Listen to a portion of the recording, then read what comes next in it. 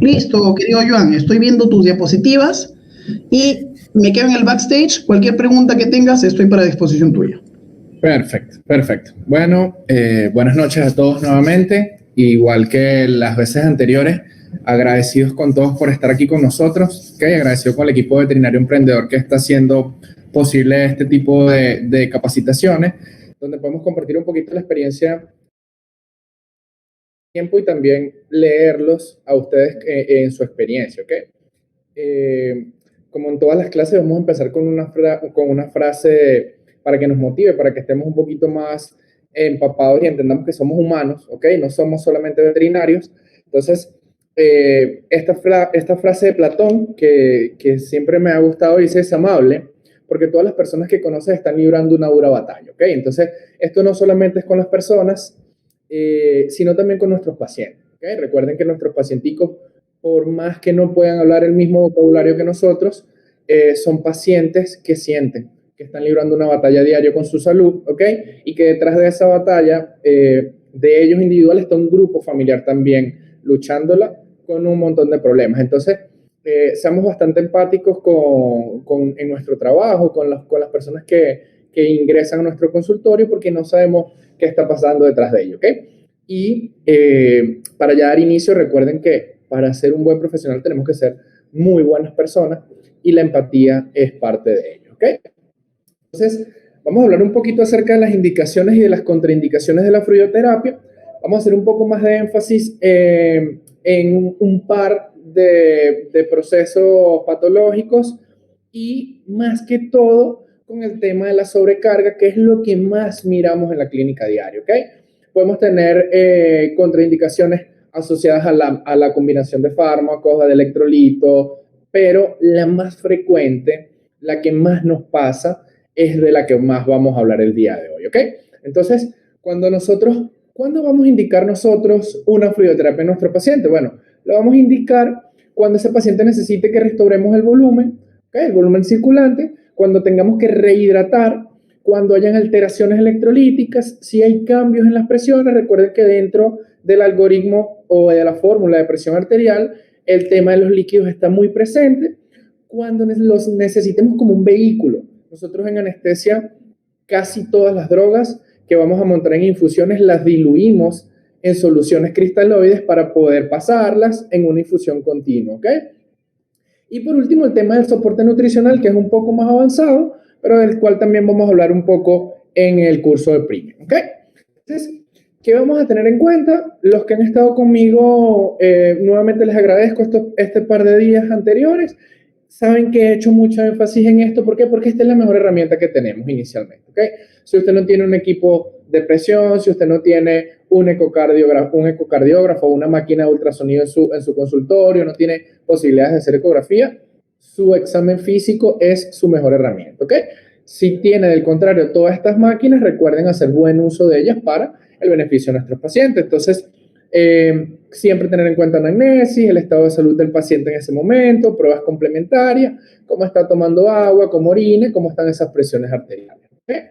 Entonces, acá empezamos con un poco de énfasis en lo que hemos venido hablando, ¿ok? Existen dos grandes ramas o dos grandes olas, no sé cómo quieran llamarlo, pero estamos divididos actualmente en estos dos grandes bloques. Entonces, nos dicen, hay un grupo que da fluidoterapia liberal y un grupo que da fluidoterapia restrictiva. Y lo hemos venido nombrando y nombrando, pero no lo habíamos dicho, ¿cierto? Entonces, ¿qué es una fluidoterapia liberal? Una fluidoterapia liberal ha sido lo que nos han dejado nuestros pasados en conocimiento, ¿okay? Que decía de que, mira, tienes un paciente que ya sabes que está deshidratado, abre el fluido a chorro y hasta que no cambien los parámetros hemodinámicos hasta positivo o hay una estabilización de ese parámetro hemodinámico, entonces no detengas el chorro, ¿ok? O otra estrategia que se usaba muy frecuente, porque de hecho cuando yo estaba recién graduado, yo salgo de la universidad con este conocimiento porque probablemente era lo que había en el pensum en ese momento. Entonces, todo paciente que llegara, 90 ml por kilo, entre 10 minutos o una hora, ¿ok? Y bueno, cada uno va empezando a evolucionar, empezamos a ver que la medicina cambia, que es cambiante, y decimos, bueno, pero cuando tú lees artículos referentes a la fluidoterapia liberal, lo que hay ahí es un montón de efectos indeseados que no queremos, ¿ok? Una tildecita aquí, lo que están apuntando, recuerden que esto es fluidoterapia para pacientes deshidratados, no para pacientes en shock, ¿ok? Eso es otro tema completamente diferente. Entonces, sin embargo, la fluidoterapia tipo restrictiva lo que hizo fue evaluar todo esto que pasó durante la fluidoterapia liberal y ellos plantearon como que, mira, pero es que yo no necesito darle a mi paciente ni más ni menos. Yo necesito darle lo que él necesita, valga la redundancia, para mantenerse hemodinámicamente estable, para no estar ni con una disminución de volumen, ni con una deshidratación o con un desorden electrolítico. ¿Y eso cómo lo hacemos nosotros? Eso lo hacemos por una técnica que se llama fluidoterapia guiada por metas y ya es el uso del ultrasonido dentro del monitoreo constante de la respuesta hemodinámica de nuestro paciente a la terapia de fluido que habramos instaurado, ¿ok? Entonces, fíjense los que han estado conmigo anteriormente y los que no, he hecho mucho énfasis en que yo estoy del lado de la terapia restrictiva, yo estoy del lado de la fluidoterapia restrictiva. ¿Por qué? Porque es una fluidoterapia mucho más específica, ¿ok? Entonces, esto es lo que nosotros nos planteamos cuando yo voy a decir, mira, voy a poner una fluidoterapia, pero ¿qué complicaciones voy a tener? ¿Ok? Entonces yo tengo complicaciones de dos tipos.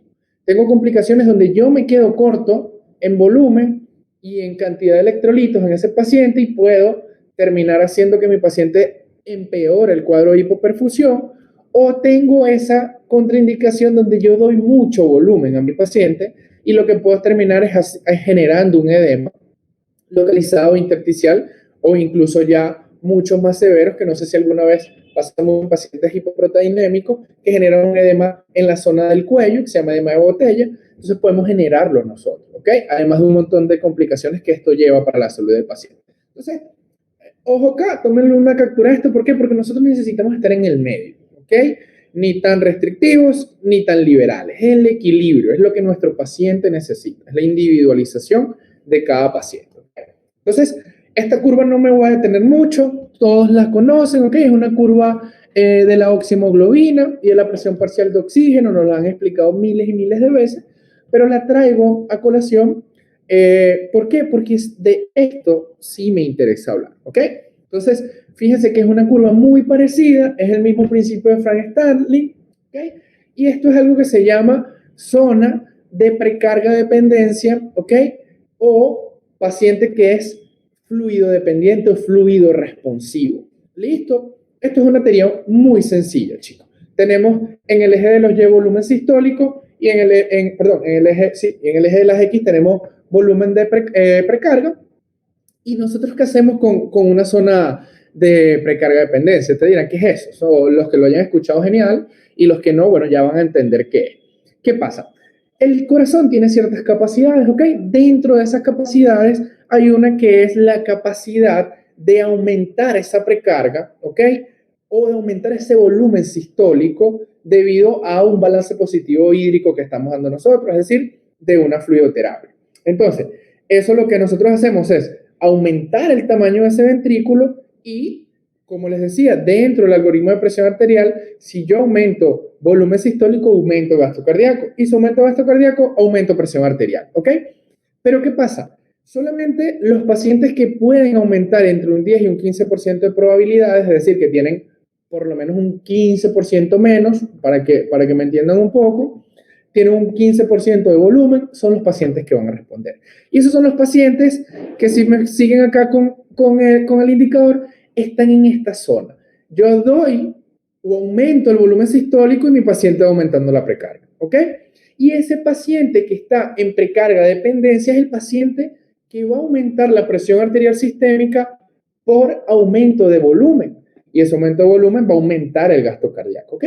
Pero ¿qué pasa con el paciente que está en la zona de precarga independencia? ¿Ok? Este es el paciente que se nos complica. Este es el paciente que yo le doy líquidos, no mejora, le doy líquidos, no mejora, le doy líquidos, no mejora, y yo sigo dándole líquidos a ese paciente, y ese paciente no va a responder a ningún signo clínico solo con volumen, ¿ok? Solo con una terapia de fluido. Puede ser que usted esté haciendo lo mejor que tiene y puede y sabe, pagar un fluido balanceado, lo recarga con electrolito, está monitoreando, está pendiente del paciente, mide su glicemia, ya está esperando el resultado del laboratorio. Pero ese paciente, si usted no lo identifica como un paciente que está en precarga e independencia, ese paciente no va a mejorar el estado de salud, ¿ok? Entonces, ¿por qué es importante esto? Porque esto es el resultado de esto, ¿ok? Es la misma curva, solo que invertida.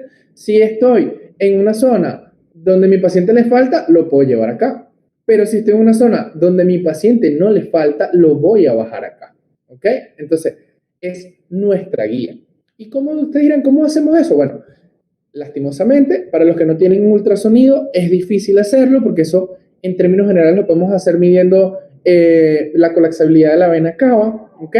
Es como el principal, el que tiene más estudios, y los que son un poquito más diestros en monitoreo, podemos evaluar la curva de presión de pulso, que es la curva del saturador de oxígeno, lo que consideran, lo que conocen como oximetría, y ahí vamos viendo, pero eso es más frecuente en anestesia bajo ventilación positiva, ¿ok? Entonces, estos son los dos grandes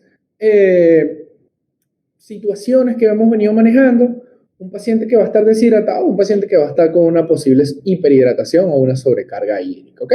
Entonces, ¿qué es una hiperhidratación? Es cuando nosotros aumentamos el contenido orgánico de agua. Y fíjense bien, y esto grábenselo, escríbanlo, súbanlo a sus redes, hagan lo que quieran con esta información que está aquí abajo, pero que no se les olvide. La principal causa de hiperhidratación en medicina veterinaria es iatrogénica, es decir, la causamos nosotros por un exceso de administración de esos fluidos, es decir, un mal uso de la fluidoterapia, ¿ok? ¿Y qué pasa cuando yo empiezo a administrar volúmenes? Bueno, ese paciente genera un edema. ¿Y qué es el edema? El edema sigue siendo ese aumento de líquido que nosotros vamos instaurando o administrando por vía intravenosa, en este caso, o la vía que ustedes prefieran, pero por vía intravenosa es la que tiene más probabilidades de generarlo. Y ese líquido, que es un cristaloide, que tiene fácil posibilidad de pasar del espacio vascular al espacio intersticial, se va a empezar a acumular en el intersticio y nosotros a veces no alcanzamos a verlo, ¿ok? Lo que se conoce como un edema intersticial inicialmente. Es una dilución incluso de algo que se llama el glicocálix, que es uno de los órganos más importantes que tienen nuestros pacientes y que tenemos nosotros los humanos. Entonces ya empezamos a tener una contraindicación para el uso de la fluidoterapia, ¿ok? Y de esta es la que más vamos a hablar en el transcurso del día, de la hora, perdón. Entonces, nada, si yo tengo un paciente, vamos a poner un ejemplo para que empiecen a seguirme, que bueno, este paciente ya yo empecé y hice un protocolo de ROS excelente, le di la cantidad de volumen de resucitación, luego optimicé esa cantidad de volumen y veo que mi paciente no responde y ya lo tengo en mantenimiento y mi paciente no responde y yo decido que lo que le falta es volumen, a pesar de que no ha tenido pérdidas, a pesar de que no hay una respuesta y yo continúo aumentando. Entonces, de 30 ml que coloqué, kilohoras, lo subí a 60, no mejora, lo subí a 90 y cuando yo veo, empiezo a ver son cambios indeseados en mi paciente, ¿ok? Porque por un mal uso de la fluidoterapia. Entonces, principal contraindicación de fluidoterapia, pacientes que ya ustedes hicieron una terapia de restitución adecuada y no fue responsivo a la terapia de líquidos y usted no debería sumar más líquido a ese paciente, ¿ok? Si ese paciente no respondió, ese paciente ya no le va a responder, ¿ok? Entonces, ojo, busquen otras causas de esa hipotensión, otras causas de esa disminución de la hemodinamia de nuestros pacientes, qué está faltando, ¿ok?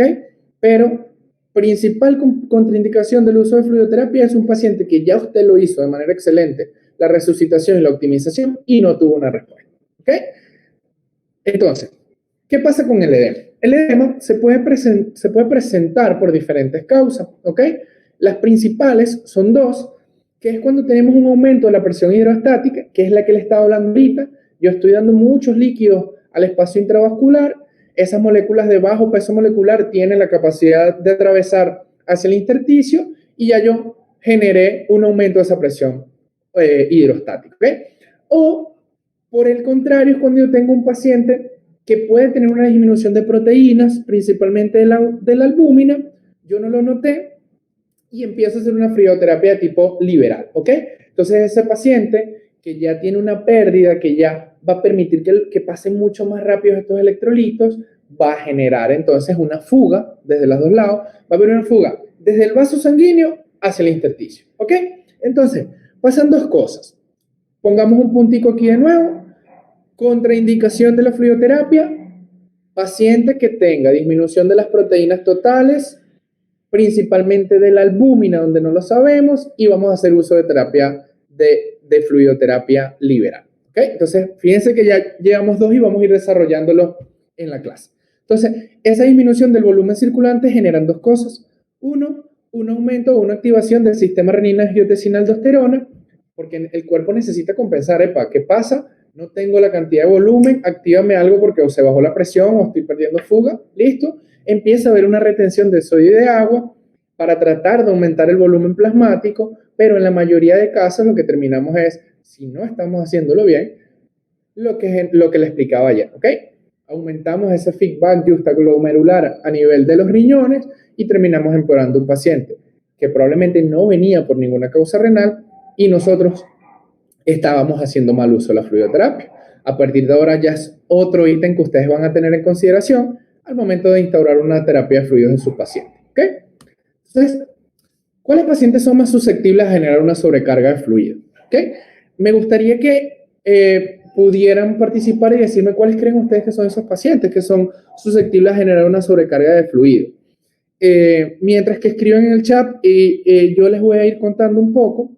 ¿Qué pasa? La fluidoterapia, las indicaciones las tenemos siempre muy claras, ¿cierto? Nosotros sabemos cuándo vamos a instalar una fluidoterapia y en la clase de antier y en la de ayer, todos los presentes estaban súper, como sabían la información, lo saben cuándo instalar una fluidoterapia. Pero muchas veces no sabemos cuándo no hacerla, ¿ok?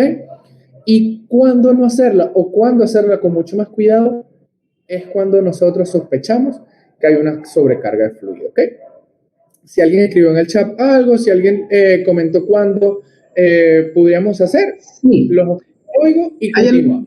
Hay algunos médicos que están mencionando, por ejemplo, insuficiencia cardíaca, pacientes renales, hepáticos, principalmente cardiópatas, cuando hay hemorragia, gatos, pacientes con insuficiencia cardíaca, congénita, anémicos.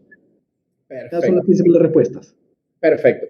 Los vuelvo y los felicito. Todos los que han estado participando han estado, o sea, con un conocimiento bastante chévere y me alegra porque sé que estas clases van a ser un poco más productivas para ustedes, ¿ok? Y todos están en lo correcto. ¿Listo? Todo lo que dijeron está correcto. Pacientes viejitos, pacientes renales, pacientes con cardiopatía, pacientes pequeños, porque escuché por ahí como que gatos, seguramente lo asocian por el tamaño, ¿cierto? Entonces, todos estos pacientes tienen mayor posibilidad de generar una sobrecarga de fluido. Y este artículo que está acá está bastante interesante porque no sé si a ustedes les pasa lo mismo, pero a mí en particular, cuando yo leo algo de pediatría, lo asocio mucho más fácil a medicina veterinaria. Lo traspolo mucho más rápido a medicina de caninos, a medicina de felinos, ¿ok? Y este es un estudio interesante que se hizo en un hospital donde en una UCI de pediatría empezaron a mirar que había un índice alto de pacientes que se les generaba una sobrecarga de volumen, ¿ok? Y que esa sobrecarga de volumen estaba asociado a un aumento de la mortalidad en esos pacientes que estaban en UCI, ¿ok? Entonces, fíjense bien, ya empezamos que ni siquiera aquí me están diciendo es un paciente que está con todo lo que ustedes me comentaron. Es un paciente que es pediátrico, un paciente que no está desarrollado orgánicamente completo. ¿Listo? Entonces, además de, dicen que existen comorbilidades asociadas también a esta sobrecarga de volumen. Esas son injurias renales, insuficiencia respiratoria, pacientes con cirugías cardíacas. Entonces, todos en el chat nombraron casi que esos tres órganos, ¿ok? Entonces, ¿qué pasa? ¿Por qué esto es tan importante? Porque si yo estoy dando fluido y los fluidos me han venido diciendo en estas clases anteriores que es muy bueno, que hacer el uso mejora, que responde, pero ¿por qué genera eso? ¿Por qué? Porque evolutivamente nuestro cuerpo no está diseñado para tener una sobrehidratación, ¿ok? Nosotros tenemos métodos de compensación extremadamente eficientes para deshidrataciones, pero en la naturaleza, la única manera que haya una sobrecarga de volumen es que nos ahoguemos, ¿ok? Y si ustedes se fijan por ahí, no hay una cantidad de millones y millones de pacientes que nos llegan ahogados a diario, ¿ok? Entonces, ¿qué pasa desde lo renal? principalmente, ¿ok? Si se fijan, el eje renal se activa cuando hay pacientes que empezamos a dar un montón de flujo y empiezan a aparecer causas en el resto de los órganos. ¿Se acuerdan que les dije? Vamos a hablar del sistema renal solo como un sistema excretor, pero con el perdón de todos los que hacen nefrología, eso es un millón de cosas más y regula el tema de electrolitos, presiones, pulmón, corazón. Los riñones casi que es el comando de regulación, ¿ok? Entonces, fíjense lo que pasa a nivel pulmonar. Aumenta la permeabilidad vascular cuando hay una sobrecarga de fluidos y hay un edema, ¿ok? Y activan sustancias inflamatorias y procesos, tanto inflamatorios como apoptóticos. Es decir, que vamos a empezar a tener muerte programada de células pulmonares. Nadie quiere un paciente con muerte programada de células pulmonares, ¿ok? Vamos a tener cambios a nivel del cerebro. Fíjense por aquí incluso, no sé si alguien que está aquí hace oncología y sabe que es el TNF-alfa, ¿ok? Pero esto es un factor de necrosis tumoral, ¿ok? Creo que los oncólogos son los que más lo manejan y algunos dermatólogos, pero miren cómo una simple, que nosotros lo vemos como algo simple, le dimos fluido. Mire todo lo que está desarrollando, ¿ok? Entonces, no vamos a hablar en este momento de lo cardíaco, pero quiero que entiendan que ya esa susceptibilidad que estuvieron en el estudio pasado, donde es un paciente que es pediátrico, que no tiene un desarrollo orgánico completo, yo le sumo una comorbilidad como un paciente que es renal y yo estoy empeorando esa posibilidad de mejora. Entonces, ¿qué es lo importante? Hay que valorar a nuestros pacientes. La fluidoterapia es una droga, es una terapia más y hay que hacer uso eficiente de ella, ¿ok? Y parte de hacer uso eficiente de ella es monitoreo. Y como les dije al principio, ¿cuál es su mejor herramienta? El examen físico. Tenemos la posibilidad de hacer otras cosas. Háganlo, usen su ultrasonido. Si no lo tienen, llamen al radiólogo, al imagenólogo de su confianza. Tomen exámenes de sangre, pero hay que valorar constantemente a esos pacientes, ¿ok? Entonces, ¿qué signos clínicos podemos observar nosotros en un paciente que tiene una sobrecarga de volumen? Y vuelvo y los leo. Me gustaría que dentro, vamos a tratar de hacerlo bastante interactivo porque quiero leer qué les ha pasado, porque esto es experiencia. Y no a todos nos llegan los pacientes con los mismos signos clínicos. Yo puedo atender 40 pacientes con Ehrlichia y todos van a tener diferentes signos clínicos, porque cada individuo es un mundo, ¿cierto? Entonces, los leo. ¿Cuáles signos clínicos creen ustedes que están asociados a una sobrecarga de volumen?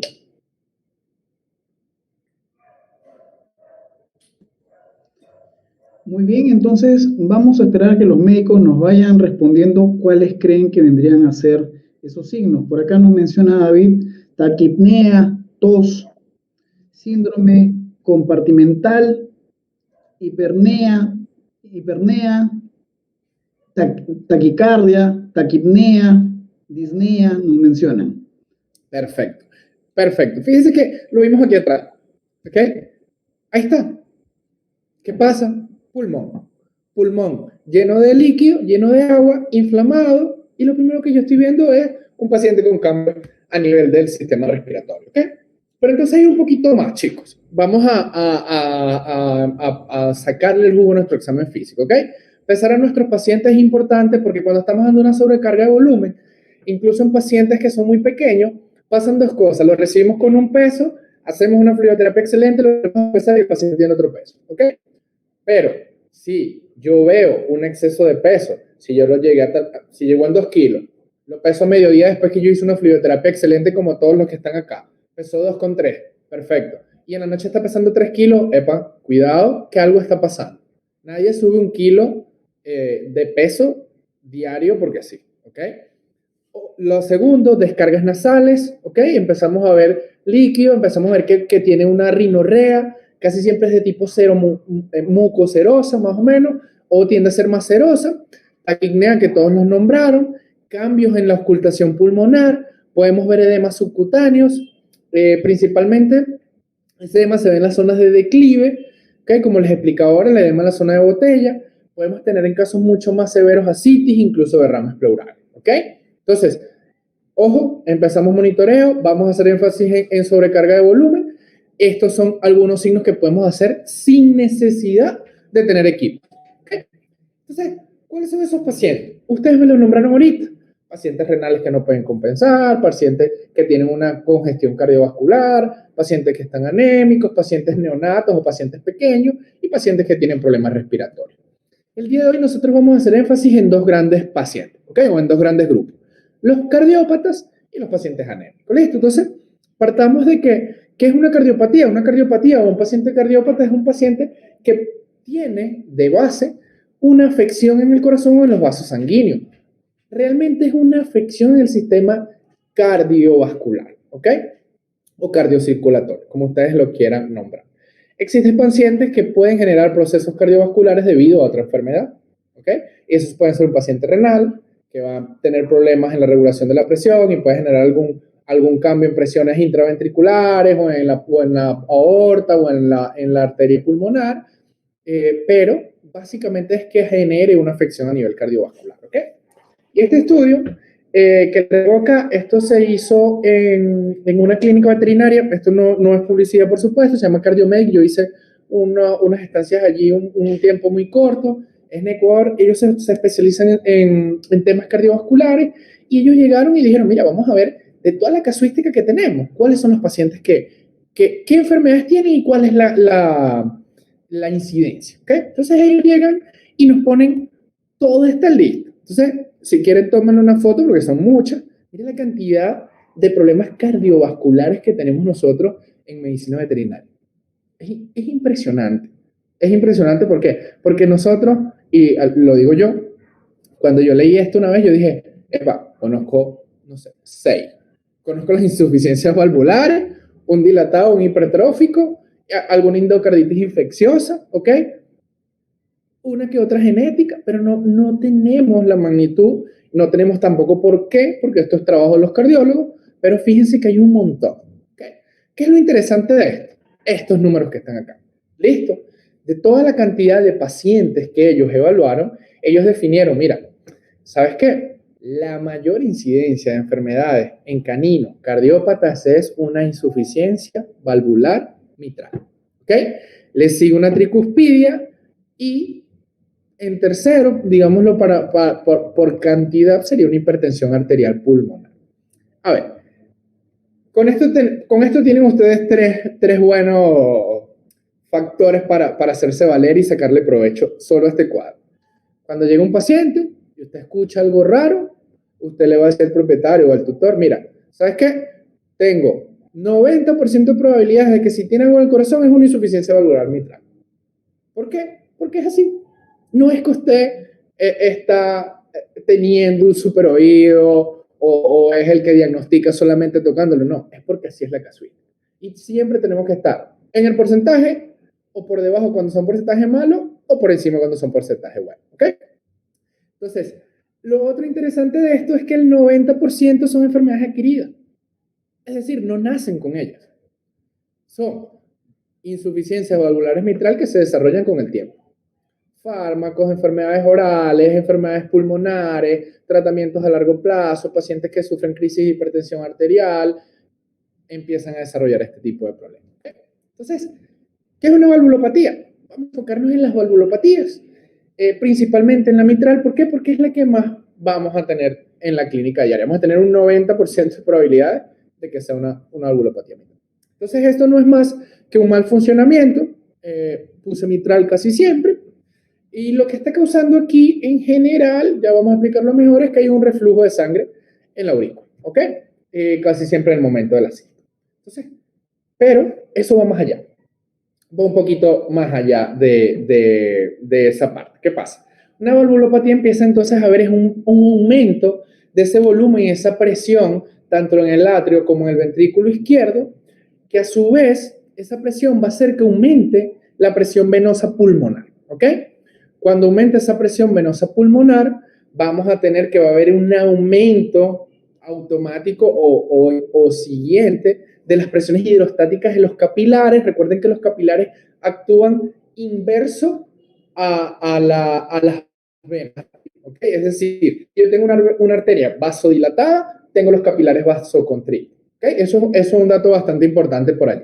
Entonces, cuando esas presiones cambian, ¿qué pasa? Empieza a haber extravasación de líquido. Lo mismo que pasa cuando yo estoy dando o estoy aumentando o la coloidal.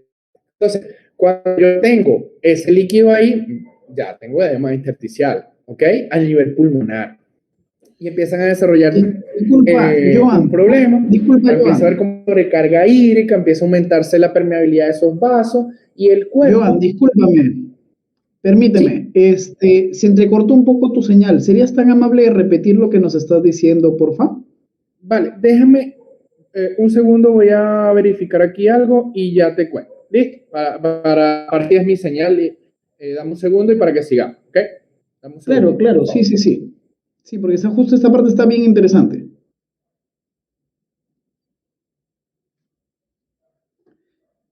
Esperamos unos segundos nada más, por favor, médicos. Ya, vamos a mejorarle el tema de la señal para que no puedan haber interrupciones. Igual, ahí recordamos, si tienen algún problema de repente con la pantalla, no se ven las diapositivas, algo, tienen que aumentar en la tuerquita, tienen que aumentar la calidad de la nitidez. Listo, mucho Continuamos. más fluido. Listo, estamos mejor ahora, ¿verdad? Sí, Continuamos continuamos, entonces. por favor. Vamos a empezar de nuevo, desde cero. Entonces, con en la valvulopatía mitral lo que sucede es que empiezan a aumentar tanto los volúmenes y la presión en el atrio y en el ventrículo izquierdo, y ese aumento de volumen, esa sobreexpansión me va a generar un aumento sobre la presión venosa pulmonar, ¿ok? Y cuando esto pasa, vamos a empezar a tener cambios en las presiones hidrostáticas, ¿ok? Principalmente en los capilares. ¿Listo? Les contaba que los capilares son inversamente que las arterias. Es decir, si yo tengo una arteria vasoconstricta, tengo un capilar vasodilatado. Si tengo un capilar vasoconstricto, tengo una arteria vasodilatada, ¿ok? Entonces, cuando se genera ese cambio de presión, que tengo mucha agua o poca presión coloidestática, voy a empezar a ver una extravasación de líquido a nivel del capilar y eso me va a generar un edema a nivel pulmonar, ¿ok? Primero edema intersticial, luego edema a nivel pulmonar. Entonces, como se aumenta esa permeabilidad allí, el cuerpo no se puede quedar sin hacer nada. Entonces él empieza a hacer un montón de cosas. ¿Qué es lo primero que va a hacer? Necesito aumentar la resistencia vascular acá en esta zona, ¿ok? Y como yo necesito aumentar esa resistencia vascular, voy a tener una hipertensión arterial. Hipertensión arterial pulmonar, empiezan a hacer cambio en presiones, empiezan a haber un montón de efectos como que no queremos sobre ese corazón y consiguiente baja el gasto cardíaco, ¿ok? Si baja el gasto cardíaco, es un paciente que va a tener mucha probabilidad de generar una disminución de la presión arterial, ¿ok? Entonces, el cuerpo se activa, como les dije, epa, está pasando algo, activo el sistema de renina, angiotensina, aldosterona para poder compensar esto y muchas veces puede, otras veces no, ¿ok? Y este paciente que ya tiene líquido dentro del pulmón, si no está hidratado, ¿ustedes creen que la indicación es colocar líquidos de una vez a la tasa a la que hemos venido hablando normalmente, aplicando las fórmulas que hemos venido hablando en estas últimas dos clases? Los leo para continuar con la clase, ¿ok?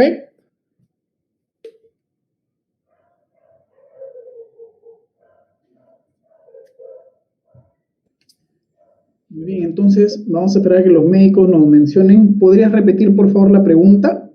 La pregunta es, sabiendo que este paciente que ya toda esa valvulopatía generó un acúmulo de líquido intersticial a nivel pulmonar que puede terminar en un edema pulmonar, ¿ustedes creen que está indicada la fluidoterapia en este paciente?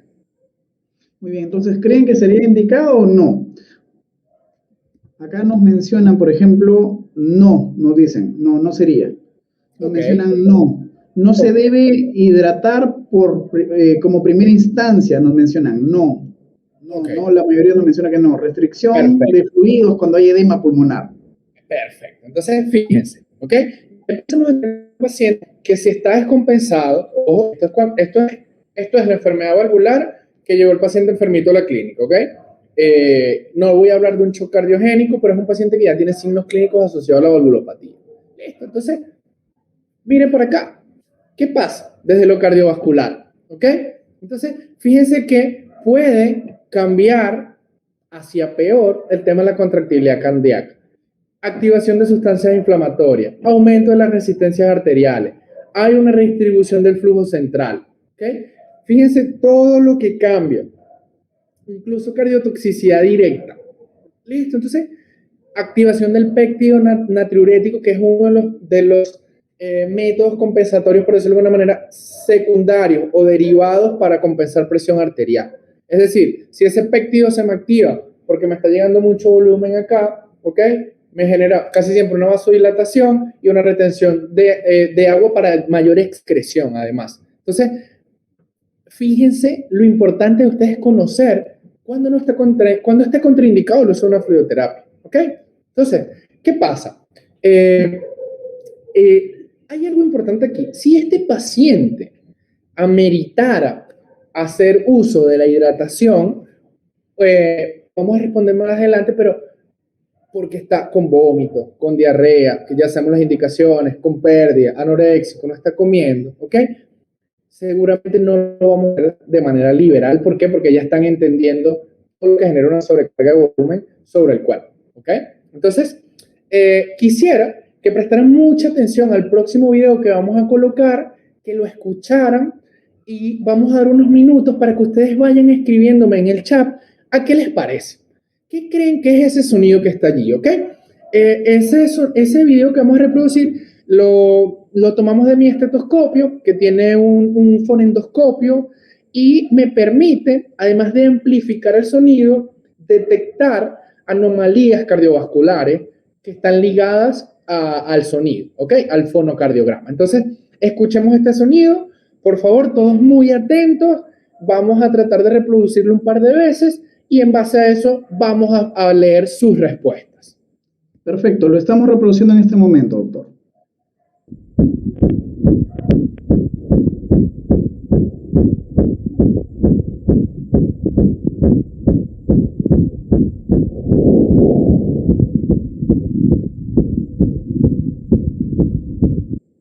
Muy bien, entonces ahí la pregunta para los médicos es, ¿qué es lo que creen que están encontrando en este sonido? Lo vamos a reproducir una vez más.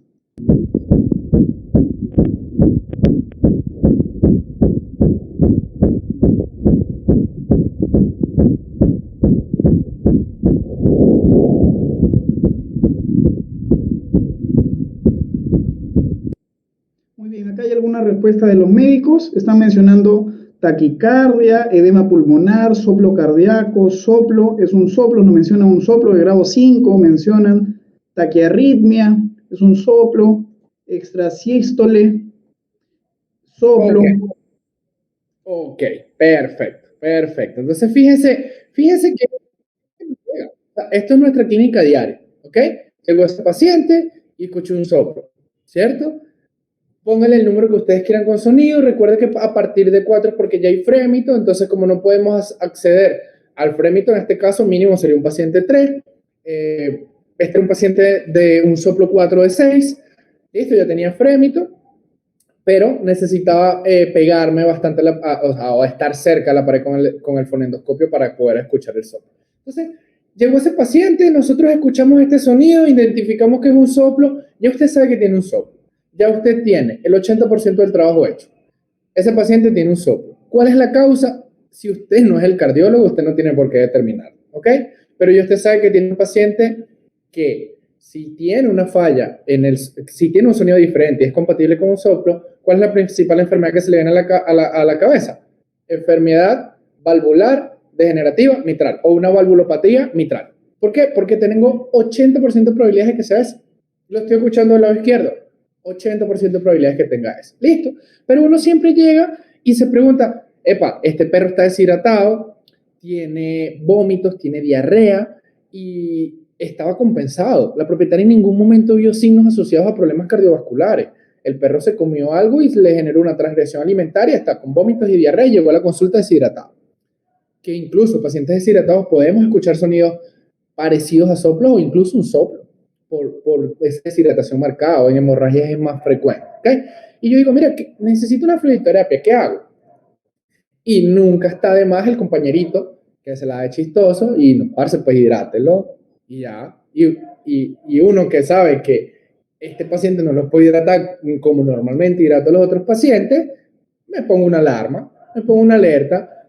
No, yo no lo puedo hidratar como debe ser, como normalmente lo hago. Pero ¿qué sí podemos hacer? ¿Ok? Entonces, ¿qué dice la evidencia? La evidencia dice que todos estos pacientes sí se pueden hidratar, preferiblemente con soluciones balanceadas, ¿ok? Que tengan Ringer lactato hay otra oleada o hay otra evidencia que dice, mira, evita soluciones que tengan un contenido de sodio similar al del plasma, usa unas que están más por abajo, entonces dice, usa un cristaloide hipotónico, es mezclarlo con algo de dextrosa, ¿ok? Entonces estás mezclando dos soluciones hipotónicas para generar lo que nosotros conocemos, lo que conocen en Colombia como dextrosal, o una solución de sal y azúcar, que la usan mucho, sobre todo los médicos que tienen muchos más años de graduado, ¿ok? Entonces, fíjense, ¿se puede hidratar? Claro que se puede hidratar. ¿Preferiblemente con quién? Recuerden que la evidencia actual es soluciones balanceadas para casi todos los pacientes, para casi todas las patologías, ¿ok? Si usted ve que tiene alguna alteración, que debería yo tener una restricción con el sodio para evitar el tema del empeoramiento renal, pueden usarlo también, ¿ok? Pero más importante de cuál es cómo darlo, ¿ok?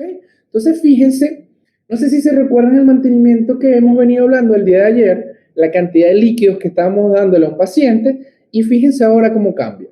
Cómo incluso lo volvemos a horas. ¿Por qué? Porque yo tengo que ser más específico en qué le voy a dar, ¿ok? Entonces, yo puedo usar un mantenimiento de 1 a 2 ml kilos por hora en las primeras 6 a 8 horas en este tipo de paciente, porque tengo que ser conservador, porque ya yo sé que si yo doy mucho volumen a un corazón que no puede, voy a terminar empeorando todo, ¿ok? Y para la expansión, es decir, el tema de la resucitación, con ellos tiene que ser muy suave. Yo siempre recomiendo, si usted tiene si tiene un paciente con soplo, está seguro que no haya edema pulmonar, porque puede pasar que tenga el soplo y no tenga edema pulmonar, porque recuérdense que hay diferentes niveles de la valvulopatía y afortunadamente por ahí le enviamos una información a los grupos de WhatsApp para que la tuvieran. Entonces, podemos usar el mismo protocolo de Rose, solo que nos bajamos casi un 75% del volumen que tenemos allí, ¿ok? Entonces, si vamos a usar 5 a 10 ml kilo en 10 horas, entonces usen 1 ml kilo en 10 minutos, ¿ok? Es para que empiecen a hacer. Y las metas de mi fluidoterapia, las metas de que mi paciente esté estable, que está optimizado, que está mantenido, las tenemos que alargar incluso 48 horas. Si eso quiere decir que yo me voy a quedar del lado de deshidratación por lo menos las siguientes 48 horas. Como les dije, shock cardiogénico es otro mundo, pero incluso en los shock cardiogénicos nosotros necesitamos disminuir el volumen, ¿ok? Yo necesito deshidratar a mi paciente. Entonces, contraindicaciones de una fluidoterapia en un paciente con un shock cardiogénico, ¿ok? Entonces, apunten por ahí otro ítem más de donde no voy a usar fluidoterapia de inicio. Entonces, volvemos a lo mismo. Botellitas mágicas, fórmulas mágicas, nosotros no tenemos de eso en veterinario. Tenemos médicos capaces, somos médicos capaces que sabemos interpretar y sabemos cuándo tomar una decisión con respecto a la necesidad de nuestro paciente, lo evaluamos y damos lo que ellos necesitan, ¿ok? Entonces, pasamos a la anemia. La anemia es bastante común en nuestra clínica diaria, al menos nosotros en Latinoamérica, que estamos llenos de riqueciales y de enfermedades tropicales, y la anemia no es más que un descenso del nivel de glóbulos rojos que tiene en la sangre y de la mano de disminución de la hemoglobina y del hematocrito, según los rangos que nosotros manejamos como normal. Si está por debajo ya es un paciente que podemos considerarlo como un paciente anémico, ¿ok? Entonces, llamaríamos anemia basándonos en el hematocrito.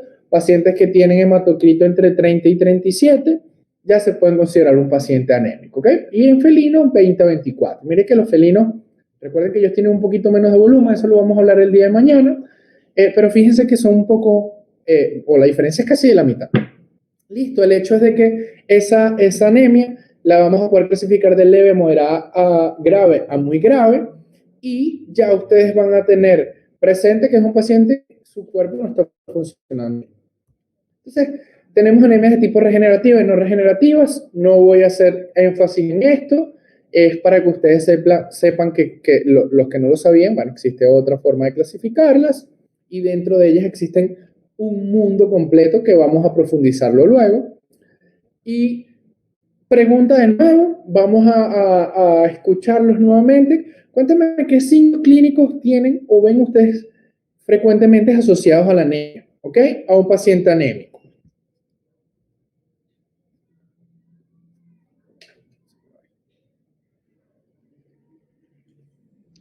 Muy bien, vamos a esperar a que los médicos nos mencionen cuáles son los signos clínicos.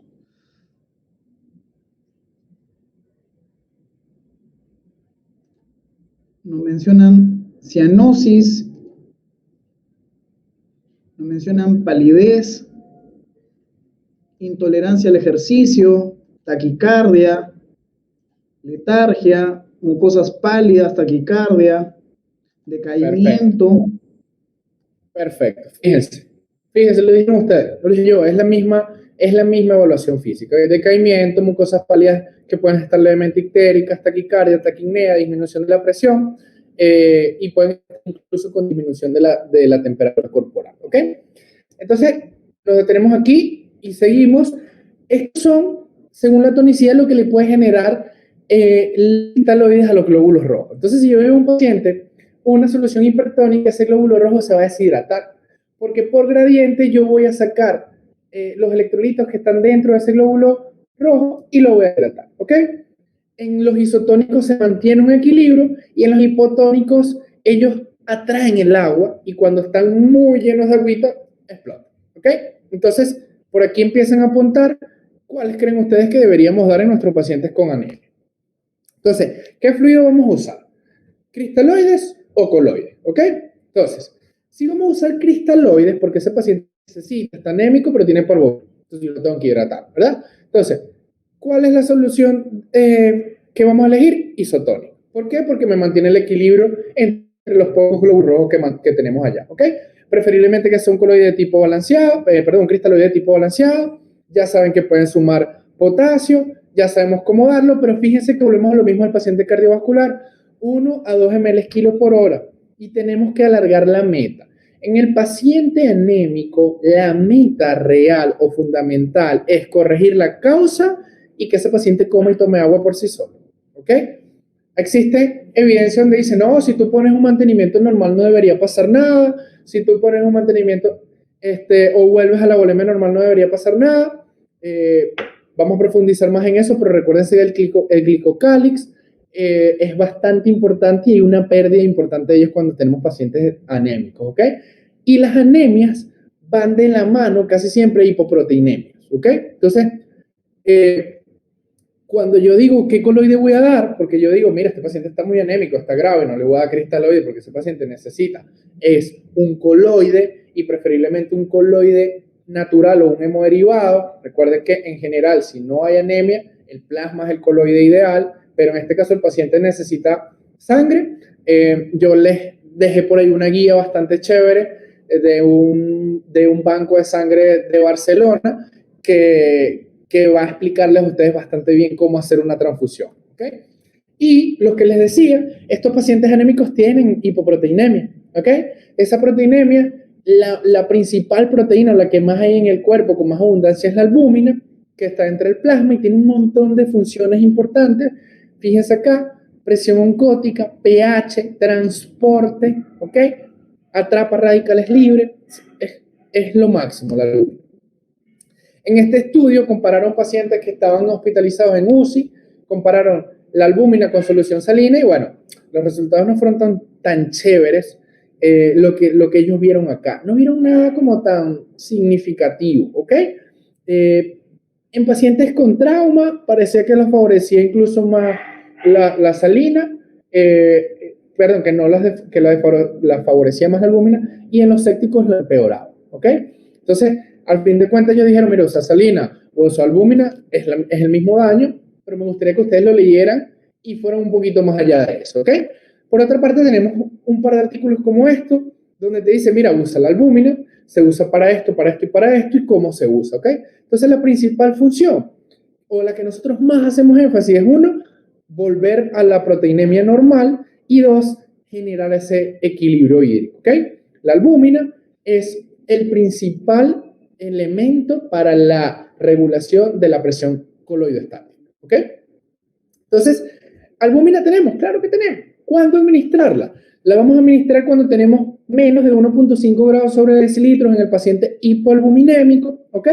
Y existen un par de maneras de hacerlo. Esta es la manera difícil, entre comillas, es una fórmula un poco más larga, es el por 10 por la albúmina que tenemos objetivo, como la que tienen por el paciente, por el peso vivo, por una constante. Pero nosotros no queremos que se enreden, yo no quiero que se enreden, quiero que lo hagan muy práctico y que lo hagan mejor. Lo que podemos hacer en la práctica es usarlo como un coloide, ¿ok? De 2 a 5 ml por kilo de albúmina al 20% entre 2 a 4 horas inicialmente. Y esto podemos continuarlo con una infusión continua de albúmina de 0.25 a 3.5 ml por kilo por hora. ¿Qué es lo importante aquí? No se pasen de 2 gramos por kilo por día, ¿ok? Y si es un paciente que está hiperproteinémico o tiene la albúmina normal, péguense un poquito más al 2 que al 5. ¿Listo? Entonces, por acá le vamos a presentar un par de videos muy rápido. Estos videos es básicamente para los que no conocen la albúmina, cómo es, cómo se ve y en qué tipo de casos podemos usarla. Entonces, fíjense bien, algo muy importante, cuando vayan a hacer uso de la albúmina, usen guantes. ¿Okay? Nosotros deberíamos mantener guantes siempre, porque estamos en riesgo constante de infecciones, pero fíjense, la albúmina es un medio de cultivo excelente. Usted, en cualquier minuto, con su mano bien sucia, se le olvidó la base, le agarró un paciente un poco con parvo y usted está metiendo dentro de esa solución un nido de bacterias, ¿ok? Entonces, ya para la siguiente, en la siguiente fase de estas imágenes, lo que quiero mostrarles a ustedes es que a veces se asusta mucho la gente, o los compañeros les pasa que se asustan mucho, que empiezan a cargar la albúmina y ven que se hace una espuma, ¿ok? Entonces, está mala. He escuchado muchas veces diciendo, está mala, no. Es un coloide, son agujas muy grandes, tenemos que hacer mucha presión, ¿ok? Eso es normal. Igual. Luego, ¿qué hacen? Tratan de agitarla suavemente y purgan su jeringa. Y por último, les muestro cómo se está administrando en un paciente. Este pacientico fue reciente, un caso bastante interesante. Tenía un montón de intervenciones derivadas de un OVH que generó un granuloma intraabdominal, y ese granuloma intraabdominal generó desastre en un paciente que tenía una patología renal de base. Entonces tenía peritonitis, 2 o 3 procedimientos quirúrgicos dentro de nuestra clínica, niveles de albúmina baja, pérdida de las presiones coloidostáticas, ¿ok? Y fíjense, estamos administrando albúmina en este pacientico y nos está yendo bastante bien. Tomen las precauciones necesarias cuando lo hagan, péguense la formulita que yo les acabo de dar y vamos a continuar, que ya estamos por finalizar. ¿Listo? Entonces, perfecto, continuamos entonces, doctor, con sus diapositivas. Gracias, Yara. Entonces, ¿qué pasa? Un paciente mestizo de 5 kilos que presenta edema en los miembros, pérdida de peso, anorexia, una anemia leve, y resulta que mi albúmina está en 1.5, ¿ok? Pero mi objetivo es 2. Entonces, por aquí está esta fórmula. Es un poquito más de sentarse a echar números, pero vamos a presentar otro. Lo devuelvo un momento para que le tomen una fotico y puedan desarrollarlo ustedes como ejercicio. Pero vamos a hacer el práctico, ¿ok? Que este es el que me importa por dos razones. Es más práctico, es más sencillo y en la hora de incluso una emergencia, yo empecé a usar albúmina por anestesiología. A veces necesitaba un coloide y bueno, en vez de poner una gelatina, tenía albúmina, preferí usar la albúmina, ¿ok? Siempre y cuando mi paciente me lo permitiera. Entonces, este otro paciente es un gato de 14 años, riñones poliquísticos, típico de un persa, ¿no? Entra por un posible síndrome hepatorrenal y cuando yo tengo una albúmina tengo 1 grado sobre decilitro y digo, mira, a este gato le tengo que dar albúmina, ¿ok? Entonces, en práctica, 2 a 5 ml por kilo de albúmina humana al 20%, de 2 a 4 horas, continúo con este rango y no me paso de estos 2 gramos por día, ¿ok? Importante aquí, para finalizar, hay mucho miedo porque hay poca evidencia del uso de la albúmina en felinos, ¿listo? ¿Y por qué? Porque esta es albúmina humana. Afortunadamente en veterinaria sí tenemos albúmina de uso veterinario, albúmina canina. Es dificilísima de conseguir. Yo solamente la he visto una sola vez en mi vida y fue en España. Pero les voy a hablar de mi experiencia, a los que tienen un poco de miedo de usarla, a los que aún no saben. Primero, lean bastante qué es la albúmina, para qué sirve, cómo se usa y principalmente cuáles son las contraindicaciones de la albúmina en los pacientes, ¿ok? Y cuando la usen van a darse cuenta que la incidencia de reacciones adversas, que es a lo que todo el mundo le tiene miedo, no aparecen en casi ninguno de los casos. Si yo he colocado, por ponerle un ejemplo y puedo ser exagerado, 50 infusiones de albúminas en felinos, no he tenido todavía el primero con una reacción adversa, ¿ok? No la he tenido hasta ahora. Puede que sea suerte de principiante, llámenlo como quiera, pero no lo he visto. Y no he tenido necesidad de dar corticoides antes. Dependiendo de la patología que tenga el paciente o alguna lesión, sí me he valido muchas veces de un antihistamínico. Pero en términos generales hay pacientes que lo coloco y solamente monitoreo, veo la respuesta del paciente. El tema con la albúmina es que es un coloide, ¿ok? Recuérdense la función de los coloides, que mantienen, expanden ese volumen, demora mucho más en salir. Entonces, otra contraindicación, si mi paciente necesita albúmina, yo le estoy dando albúmina, ya está anémico, porque está anémico con hipoproteinemia, yo decido que le voy a dar albúmina. Si yo aumento la cantidad de fluidos cristaloides luego de la administración de albúmina, yo estoy también generando posibilidades de que este paciente me genere una sobrecarga de volumen. Entonces, contraindicaciones del uso de fluidoterapia, como cuarto ítem el día de hoy, hay muchas más que vamos a seguir profundizando. Es un paciente que está con coloide, que ya yo compensé y que tiene muchas probabilidades de que ese paciente genere una sobrecarga de volumen. Entonces, chicos, para finalizar, que creo que nos pasamos un poquito de tiempo nada más, para finalizar, muy pendiente de cuándo vamos a indicar o cuándo no vamos a indicar fluidoterapia. El tema de la indicación, los felicito porque todos los que están acá presentes lo saben, y el tema de la contraindicación, el principal, el más fuerte, el más frecuente, el que ignoramos más, el que el cuerpo no está preparado por evolución a compensarlo, es la sobrecarga de volumen, ¿ok? Y esa sobrecarga de volumen me puede generar una falla multisistémica como lo hemos visto el día de hoy en la clase, ¿ok? Entonces, chicos, por su atención, mil gracias, de verdad. Estoy bastante contento de la participación de todos y de la calidad de médicos que hay en mi gremio. O sea, cada vez que los leo en el chat respondiendo y súper rápido y todo súper acertado, es como que, mira, qué satisfactorio es pertenecer a un gremio de gente inteligente, de gente brillante, de gente que se capacita, de gente que saca un montón de tiempo para compartir y abrir estos espacios y aprender cada día un poquito más. Entonces, por su tiempo y por todo esto que les digo, mil gracias. Muy bien, muchísimas gracias, doctor. Gracias por habernos orientado, por habernos guiado y sobre todo porque los médicos veterinarios tienen este acercamiento con usted, con el recordar. Entonces, yo les quiero preguntar a todos los doctores que nos ven esta consulta, ¿no? ¿Qué fue lo que más les gustó de la clase el día de hoy? Nos gustaría saber, si fueran tan amables de escribir en el chat, de dejarnos un comentario, vamos a estar más que felices para ver qué es lo que nosotros podemos ir mejorando y sobre todo lo que más les gustó para poder ir dándoles más de eso